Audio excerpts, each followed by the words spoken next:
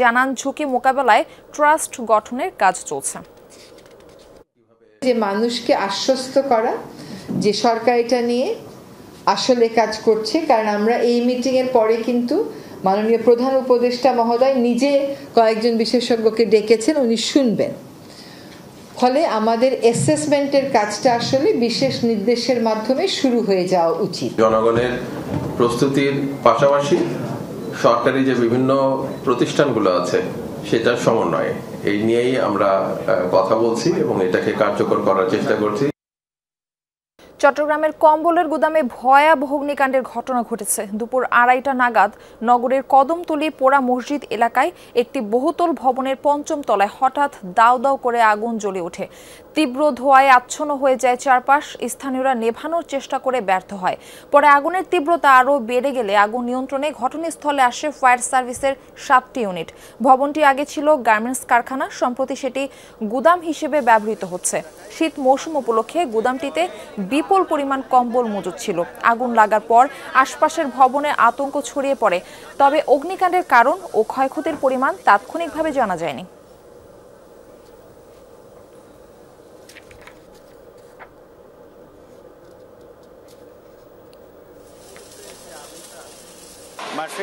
আগুন এখনো নিয়ন্ত্রণে আসেনি। এখনো ফায়ার সার্ভিসের যে ইউনিটের কথা আপনারা বলছিলেন যে 7টি ইউনিট, সেটি আরো বাড়ানো হয়েছে।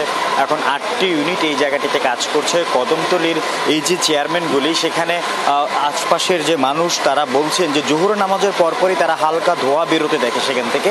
এরপরে যখন আগুন দেখতে পায় তারপরে ফায়ার সার্ভিসকে জানানো হয় এবং এর পরপরই ফায়ার সার্ভিসের বেশ কয়েকটি ইউনিট কিন্তু তাৎক্ষণিক এখানে এসে পৌঁছায় এবং তারা এসেই পানির তাদের গাড়িতে থাকা যে পানি সেটা নিক্ষেপ করতে শুরু করে এবং তারা আশপাশে যে পানির যে সোর্সগুলো রয়েছে সেগুলো সন্ধান শুরু করে। এরপরই তারা এখান থেকে অন্তত 200 গজ পাশে একটি পুকুর রয়েছে, সেখান থেকে পানির সংযোগ তারা নিয়েছে। পাশাপাশি আশপাশের যে ভবনগুলো রয়েছে সেই ভবনের যে পানির ট্যাঙ্কগুলো রয়েছে সেই পানির ট্যাঙ্ক থেকেও পানির এখন সরবরাহ আমরা দেখছি যে তারা নিচ্ছেন এবং এখন পর্যন্ত তাদের যে কার্যক্রম তারা পানি নিক্ষেপ করে যাচ্ছে। তবে আগুন কোনোভাবেই কিন্তু নিয়ন্ত্রণে এখনো আসেনি এবং তারা নিয়ন্ত্রণ বলছেও না। এবং তারা যেটা বলছেন যে যেহেতু কম্বলের একটি গোডাউন ছিল এটি, সেহেতু কম্বলের যে তুলোগুলো থাকে অতীতের একটি অভিজ্ঞতা থেকেই বলা যায় যে এর আগে সীতাকুণ্ডে একটি তুলার গোডাউনে কিন্তু আগুন লেগেছিল এবং সেটা অন্তত 2 থেকে 2.5 দিনের মতো জ্বলে তারপরে সেই আগুন নিয়ন্ত্রণ এসেছিল। ফোমও ব্যবহার করা হয়েছিল আগুন নিয়ন্ত্রণ করার জন্য, কিন্তু সেটা কিন্তু সম্ভব হয়নি। আমরা দেখছি যে একই অবস্থা এখানেও, যেহেতু কম্বলগুলো শীতকে সামনে রেখে যে কম্বলগুলো তারা আমদানি করেছিল এই গোডাউনেই সেগুলো রাখা হয়েছিল এবং যেহেতু কম্বলের মধ্যে বেশ তুলা থাকে, সেই তুলাতে যেহেতু আগুন লাগে সেই আগুনটা কিন্তু নিয়ন্ত্রণে আনতে বেশ সময় লাগে এবং সেটা যতক্ষণ পর্যন্ত পানিটা নিক্ষেপ করা হয় ততক্ষণ পর্যন্তই আগুনের তীব্রতাটা কম থাকে। এরপরেই যখন পানিটা নিক্ষেপ করা বন্ধ হয়ে যায় তখনই আমরা দেখি যে আবারও আগুন জ্বলতে শুরু করে। সেই একই ধারাবাহিকতায় আমরা দেখছি যে এখানে ফায়ার সার্ভিসের কর্মীরা তাদের যে রেস্কিউ টিম রয়েছে সেই রেস্কিউ টিম অক্সিজেনের মাধ্যমে কিন্তু তাদের অক্সিজেন সিলিন্ডার, সেই অক্সিজেন সিলিন্ডারের মাধ্যমে ভেতরে প্রবেশ করেছে। ভেতরে যে পরিস্থিতি সেই পরিস্থিতি কিন্তু আসলে দেখে এসেছেন এবং তারা যেটা বলছেন যে একই কথা যে খুব দ্রুতই যে আগুনটা নিয়ন্ত্রণে আনা সেটা কিন্তু সম্ভব নয়।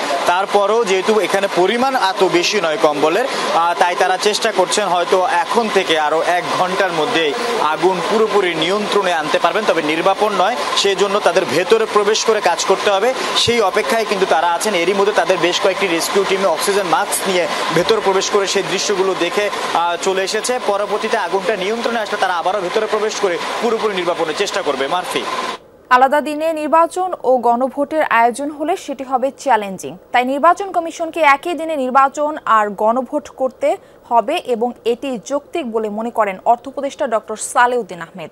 সচিবালয়ের সরকারি ক্রয় সংক্রান্ত উপদেষ্টা পরিষদ কমিটির সভা শেষে এসব কথা জানান তিনি। নির্বাচনের বাজেট প্রসঙ্গে অর্থ উপদেষ্টা বলেন, তফসিল ঘোষণার পর ইসির চাহিদার ভিত্তিতে বাজেট বরাদ্দ দেওয়া হবে। এই বাজেটের সাথে অনেক কিছুই জড়িত, তাই বাজেট বৃদ্ধি কিংবা কমার ব্যাপারে এখনই কিছু বলা যাচ্ছে না। তবে গণভোট ও নির্বাচন একসাথে করা হলে এতে খরচ বাড়বে বলে ইঙ্গিত দেন অর্থ উপদেষ্টা। 2026-27 অর্থ বছরের বাজেট নিয়ে তিনি বলেন, এই ডিসেম্বরে বাজেট পুনর্মূল্যায়ন করা হবে। সেটি আগামী জানুয়ারিতেই তৈরি করে রাখা হবে যেন পরবর্তী সরকার সে অনুযায়ী কাজ করতে পারে। স্বরাষ্ট্র মন্ত্রণালয় বরাদ্দের ভিত্তিতে স্পর্শকাতর ভোট কেন্দ্রগুলোতে বডি ওর্ন ক্যামেরা দেওয়া হবে। সাশ্রয়ী মূল্যে বডি ওর্ন ক্যামেরা কেনার সিদ্ধান্ত হয় সভায়। এছাড়া চাল আমদানির ব্যাপারে সিদ্ধান্ত হয়েছে বলে জানান অর্থ উপদেষ্টা। কন্টিনজেন্সি খরচ থাকতে পারে, তাই না, ইমার্জেন্সি খরচ থাকতে পারে, সেটা তো মিট করা যাবে। সেটা তাদেরও কিছু ফান্ড আছে ফাইন্যান্স মিনিস্ট্রি। অতএব নির্বাচনের ব্যাপারে কোনো চিন্তা করার দরকার নাই। বডি ক্যামেরাটা আমরা একটা সিদ্ধান্ত নিয়েছি, বডি ক্যামেরা যেটা হবে সেটা ঠিক এখানে পারচেজ কমিটি এসে ওরা একটা ডিসিশন হয়েছে। ওদের যে রেসপেক্টিভ যে এজেন্সি আছে ওদেরকে আমরা বলে দিয়েছি বাজেট যেটা আছে ওটা আপনারা ব্যবহার করেন এবং সেটা অ্যাপ্রুভ দেবে। ওরা ওদের নিজস্ব ওরা প্রকিউর করবে। বিএনপি ক্ষমতায় গেলে গণমাধ্যম সংস্কার ও বাস্তবায়ন অগ্রাধিকার দেয়া হবে জানিয়েছেন দলটির মহাসচিব মির্জা ফখরুল ইসলাম আলমগীর। মিডিয়া সংস্কার নিয়ে বিজেসি আয়োজিত অনুষ্ঠানে তিনি বলেন, সাংবাদিকরা কয়েক ভাগে বিভক্ত। এই দেশের গণমাধ্যম 15 বছর ফ্যাসিবাদকে লালন করেছে। রাজধানীর চীন মৈত্রী সম্মেলন কেন্দ্রে আয়োজিত এই অনুষ্ঠানে বিএনপির প্রতিনিধিরা ছাড়াও অংশ নেন বিভিন্ন রাজনৈতিক দলের নেতারা। এ সময় এনসিপির সদস্য সচিব আক্তার হোসেন সাংবাদিকদেরকে ভিতরের রাজনীতি থেকে বের হওয়ার উপায়ে জোর দেন। জনগণের পক্ষে প্রোপাগান্ডাবিহীন গুজব অপতথ্য মুক্ত সাংবাদিকতা হওয়া উচিত বলে মন্তব্য করেন আক্তার। গণমাধ্যম সংস্কার কমিশনের সদস্য ফাহিম আহমেদ গণমাধ্যমকে লেজুর বৃত্তিহীন না জড়াতে রাজনৈতিক দলগুলোর প্রতি আহ্বান জানান। তিনি আরো বলেন, সমালোচনা করলে সংশ্লিষ্ট গণমাধ্যম পছন্দ করে না রাজনৈতিক দলগুলো। এমন মনোভাব থাকলে গণমাধ্যম কখনো স্বাধীন হবে না। ফাহিম আহমেদ বলেন, গণমাধ্যম ভবিষ্যতে কোনো দলের মুখপাত্র হতে চায় না। 31 দফাতে খুব পরিষ্কার করে বলেছি যে আমরা একটা স্বাধীন গণমাধ্যম আমরা দেখতে চাই এবং সেটাকে তৈরি করতে চাই। সেই জন্যে আমরা তখনই কমিট করেছিলাম যে আমরা একটা কমিশন তৈরি করব। তো কমিশন ইতিমধ্যে তৈরি হয়েছে। দুঃখের সঙ্গে আমরা জানলাম যে কমিশনের রিপোর্ট তৈরি হয়েছে, কিন্তু রিপোর্টটি কোনো আলোচনা হয়নি পরবর্তীকালে। কিভাবে বাংলাদেশের রাজনৈতিক পরিমণ্ডলে যে কলুষতা সেখান থেকে আমরা নিজেদেরকে বের করতে পারি এবং সাংবাদিকতার ভিতরগত যে কলুষতা, সাংবাদিকতার ভিতরগত যে রাজনীতি, সেটাকে আমরা কিভাবে ঠিক করতে পারি, সেজন্য আমাদের সকলকে মিলে একটা সমন্বিত পদক্ষেপের মধ্য দিয়ে আমাদেরকে যেতে হবে। যারা আপনাদের কথা বলে, আপনাদের সঙ্গে তাল মিলিয়ে চলে, তাদেরকে আপনাদের সমালোচনা করলে আপনারা ওই গণমাধ্যমকে পছন্দ করেন না। আপনি ভুল করবেন কিন্তু আপনার সমালোচনা করা যাবে না। এরকম যদি নীতি হয়ে থাকে তাহলে বাংলাদেশের গণমাধ্যম কখনোই স্বাধীন হবে না। আসন্ন সংসদ নির্বাচনে ভোট দিতে পোস্টাল ভোট বিডি অ্যাপে 6 দিনে 21,000-এর বেশি প্রবাসী নিবন্ধন করেছেন। এর মধ্যে সবচেয়ে বেশি নিবন্ধন করেছেন দক্ষিণ কোরিয়ার প্রবাসীরা। জেলা হিসেবে ঢাকা ও আসন হিসেবে এগিয়ে রয়েছেন চাঁপাইনবাবগঞ্জ 3 আসনের প্রবাসী বাংলাদেশিরা। দুপুরে আগারগাঁও নির্বাচন ভবনে প্রবাসী সহ 4 শ্রেণীর ভোটারদের পোস্টাল ব্যালট ব্যবস্থাপনা নিয়ে ডাক বিভাগের সঙ্গে বৈঠক শেষে পোস্টাল ভোট বিডি অ্যাপের সবশেষ তথ্য তুলে ধরা হয়। এ সময় প্রধান নির্বাচন কমিশনার সহ অন্য কমিশনাররা উপস্থিত ছিলেন। বর্তমানে পূর্ব এশিয়া, দক্ষিণ আমেরিকা ও আফ্রিকার দেশগুলোর 19 নভেম্বর থেকে নিবন্ধন চলছে। আর রোববার মধ্যরাতে উত্তর আমেরিকা ও ওশেনিয়া অঞ্চলের নিবন্ধন শুরু হয়েছে। সব মিলিয়ে এসব অঞ্চলের 68টি দেশে প্রবাসী বাংলাদেশি ভোটারের নিবন্ধন অ্যাপে চলমান রয়েছে। এখন পর্যন্ত দক্ষিণ কোরিয়ায় প্রায় 8,000, জাপানে প্রায় 5,000 এবং দক্ষিণ আফ্রিকায় 2,500 প্রবাসী নিবন্ধন করেছেন। রাষ্ট্রের মানসিকতা পরিবর্তন না হলে সাংবাদিকদের হয়রানি বন্ধ হবে না বলে মন্তব্য করেছেন অ্যাটর্নি জেনারেল মোহাম্মদ আসাদুজ্জামান। সকালে সিজিএস এর গবেষণা প্রতিবেদন প্রকাশ অনুষ্ঠানে তিনি বলেন, শুধু আইন বাতিল করলে চলবে না, আগামী সরকারকে নিবর্তনমূলক আচরণ থেকেও সরে আসতে হবে। অ্যাটর্নি জেনারেল আলো বলেন, সাংবাদিকদের ন্যারেটিভ পরিবর্তন করতে হবে যেন তারা নিজেদের কণ্ঠস্বর বজায় রাখতে পারেন। এ সময় ডিজিটাল অ্যাক্টের বিষয়ে আসাদুজ্জামান বলেন, রাষ্ট্রের নাগরিক অধিকার ও সাংবাদিকদের অধিকার রক্ষায় এই আইনটি জরুরি।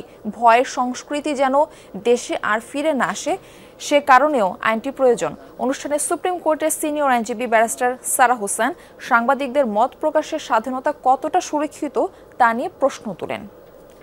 তারাই নির্বাচিত হবেন, আশা রাখব তারা সাংবাদিকদের, স্টেক হোল্ডারদের কাছ থেকে সুনির্দিষ্ট সুপারিশ নিয়ে নাগরিক অধিকার এবং সাংবাদিক অধিকার সাংবাদিকদের প্রফেশনাল অধিকার সুরক্ষার জন্য ব্যালেন্স অফ কনভেনিয়েন্স অ্যান্ড ইনকনভেনিয়েন্সের একটা পথ খুঁজে পাবেন। এটা সাংবাদিকরা যারা হয়রানির শিকার হয়েছেন ডিএসএ বা আইসিটির বা সিএসএর মাধ্যমে, তারা তো দাবি করতে পারেন যে তারা ক্ষতিপূরণ পাবেন, এবং অবশ্যই সেই দাবিটা শুধু এরকম সভা সমাবেশে না, তারা আদালতের কাছেও গিয়ে বলতে পারেন।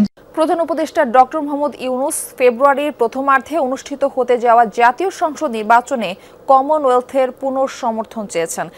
সোমবার রাষ্ট্রীয় অতিথি ভবন যমুনায় কমনওয়েলথ মহাসচিব শার্লি আয়োরকর বোটওয়াজের সঙ্গে বৈঠক করেন তিনি। প্রধান উপদেষ্টা বলেন, গণতান্ত্রিক উত্তরণের পাশাপাশি আসন্ন নির্বাচনেও সমর্থন প্রয়োজন। ডক্টর ইউনূস বাংলাদেশের আসন্ন নির্বাচন প্রক্রিয়ায় গভীর আগ্রহের জন্য কমনওয়েলথ মহাসচিবকে ধন্যবাদ জানান। বাংলাদেশের নির্বাচন এবং নির্বাচন পরবর্তী উত্তরণে কমনওয়েলথের পূর্ণ সমর্থনের আশ্বাস দেন শার্লি বোটশো। তিনি নিশ্চিত করেন, নির্বাচনের আগে বেশ কয়েকটি পর্যবেক্ষক দল পাঠানোর প্রস্তুতি নিচ্ছে কমনওয়েলথ। বিএনপি বিশ্বাস করে প্রধান উপদেষ্টা একটি সুষ্ঠু নির্বাচন আয়োজন করতে পারবেন, তবে কিছু কিছু উপদেষ্টার আচরণে সেটি মনে হয় না বলে মন্তব্য করেছেন দলটির সিনিয়র যুগ্ম মহাসচিব রুহুল কবির রিজভী। দুপুরে জাতীয় প্রেস ক্লাবের সামনে এমপিও ভুক্তির দাবিতে নন এমপিও শিক্ষকদের চলমান আন্দোলনে অংশ নিয়ে এই কথা বলেন তিনি। এ সময় নন এমপিও শিক্ষকদের দাবিকে শতভাগ ন্যায়সঙ্গত জানিয়ে আন্দোলনের সাথে একাত্মতা প্রকাশ করেন রিজভী। এ সময় বর্তমান অন্তর্বর্তী সরকারের সমালোচনা করে তিনি বলেন, এই সরকারের আচরণে মনে হয় তার গরিব শিক্ষকদেরকে দেশের নাগরিক মনে করে না। এদিকে বিগত 23 দিন ধরে নন এমপিও শিক্ষা প্রতিষ্ঠান এমপিও ভুক্তির দাবিতে আন্দোলন করছেন শিক্ষকরা। সম্মিলিত নন এমপিওর ঐক্য পরিষদের ব্যানারে দেশের বিভিন্ন প্রান্ত থেকে আসা প্রায় 4000 শিক্ষা প্রতিষ্ঠানের শিক্ষকরা আন্দোলন ও অনশন কর্মসূচি করে আসছে শিক্ষকরা। সম্ভব আমাদের সে বিশ্বাস এখনো আছে ডক্টর ইউনূস সাহেবের সরকারে, কিন্তু আপনার অন্যান্য উপদেষ্টারা জনগণের স্বার্থে জনগণের চিন্তার সাথে তাল মিলিয়ে তারা কাজ করছেন না। তারা অপাত্রে তেল ঢালছেন। শুধু সংবিধান নয়, বিভিন্ন ক্ষেত্রে বহু সংস্কার হয়েছে বলে জানিয়েছেন আইন উপদেষ্টা ডক্টর আসিফ নজরুল। সকালে ঢাকা মহানগর দায়রা জজ আদালত পারিবারিক আদালতের উদ্বোধনী অনুষ্ঠানে সংস্কার নিয়ে সমালোচনার জবাবে এই কথা বলেন তিনি।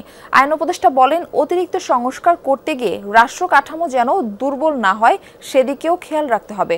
আসিফ নজরুল বলেন, শুধু আইন মন্ত্রণালয়ে 21টি সংস্কার আনা হয়েছে। বিচার বিভাগে যে সংস্কার হয়েছে এতে আগামী 5 বছরে মামলার সংখ্যা 50% কমবে বলে আশা প্রকাশ করেন তিনি। অনুষ্ঠানে বন ও পরিবেশ উপদেষ্টা সৈয়দা রিজওয়ানা হাসান এবং প্রধান উপদেষ্টার ডাক, টেলিযোগাযোগ ও তথ্য প্রযুক্তি বিষয়ক বিশেষ সহকারী ফয়েজ আহমেদ তৈয়ব উপস্থিত ছিলেন। মূলত পাইলট প্রকল্প হিসেবে ঢাকা এবং চট্টগ্রাম আদালতে এই পারিবারিক আদালত চালু করা হলো। এতে ভুক্তভোগীরা অনলাইনে মামলা করতে পারবেন। পুরো বিচার প্রক্রিয়াও সম্পন্ন হবে অনলাইনে। শুনানি আছে, রায় আছে, সবকিছু অনলাইনে হয়ে যাবে। এটাকে আমরা একটা পেপারলেস কোর্টও বলতে পারি। এটাতে যে ভোগান্তি কমবে, সময় বাঁচবে, দুর্নীতি কমবে। এটা বিশেষ করে নারী জাতির জন্য যারা নির্যাতিত এবং নানান অবিচারের শিকার, এবং যে সমস্ত শিশুরা পারিবারিক সহিংসতা এবং বিদ্বেষের শিকার, তাদের জন্য আসলে অনেক বড় একটা বিচারের বার্তা নিয়ে এসেছে। ভূমি সেবা হাতের মুঠোয় আনার জন্য চালু হলো ভূমি মোবাইল অ্যাপ। ভূমি মন্ত্রণালয়ের এই নতুন অ্যাপের মাধ্যমে সহজে নামজারি ফি, ভূমি উন্নয়ন কর প্রদান, দাখিলা ও মৌজা ম্যাপ সংগ্রহ করা যাবে। ভূমি উপদেষ্টা জানিয়েছেন, এতে দুর্নীতি ও হয়রানি কমবে।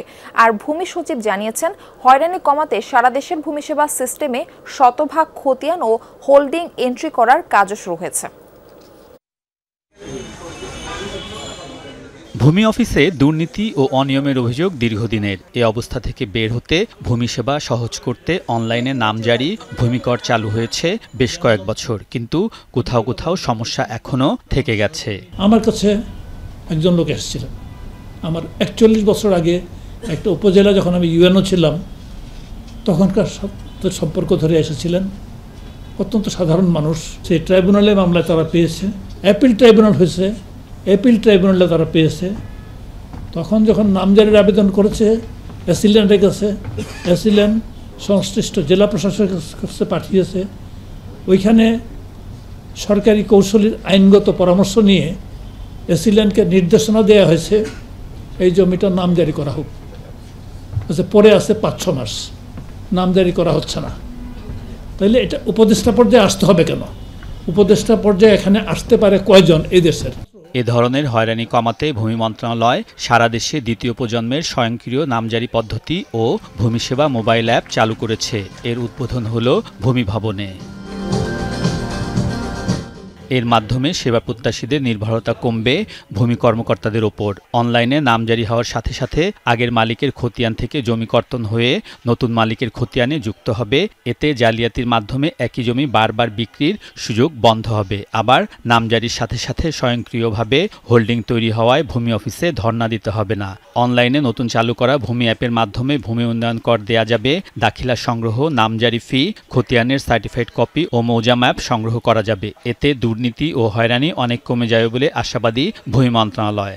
আমি এখানে বসে আছি, আমার যে অ্যাপটা আমরা আজকে লঞ্চ করলাম, ওই অ্যাপে ভূমি সেবা বা LSFC আমরা যখন নির্বাচন করে যখন আমরা চাপ দিব, তখন ওই বিভাগ, জেলা ওয়ারি বেছে নেওয়া যাবে। এটা জনগণের প্রতি খুবই সহায়ক হবে। এটা যত বেশি ব্যবহার করব আমরা তত বেশি এটা ইমপ্রুভমেন্টের সুযোগ হবে এবং তত বেশি এটা ইউজার ফ্রেন্ডলি হবে।